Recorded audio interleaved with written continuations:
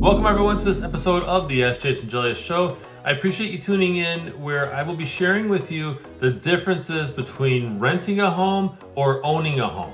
So we're gonna go ahead and dive right into these. So when you rent a home, you're building your landlord's wealth. You're helping them become more wealthy, compared to owning, where you build your own wealth, you earn your own equity in the property. When you rent a home, your monthly rent payment is likely to increase year after year. When you own a home, your monthly mortgage payment is locked in. It can't go up unless you got an adjustable rate mortgage. But if you got a regular fixed rate mortgage, your payment is locked in. When you rent a home, you may be limited to what you can do to customize your space. You might have to get approval. And by the way, if you customize your rental space, even if you get approval, you're not getting that money back. Where when you own a home, you have the freedom to customize the home how you like.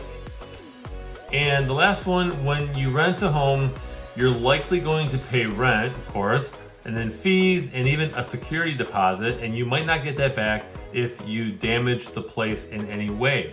To where when you own a home, you will likely owe a down payment and closing costs when you purchase the home, but that's it.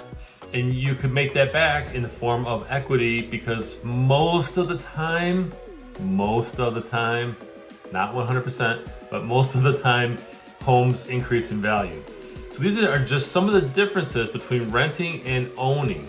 I personally feel it's better to own a home, unless you're going to be there short term. There are some benefits to renting, like let's say you're in a city for a short period of time because you have a short-term contract with an employer, and you're only going to be in town working on a specific job, let's say a year or two. Then yeah, you probably want to rent.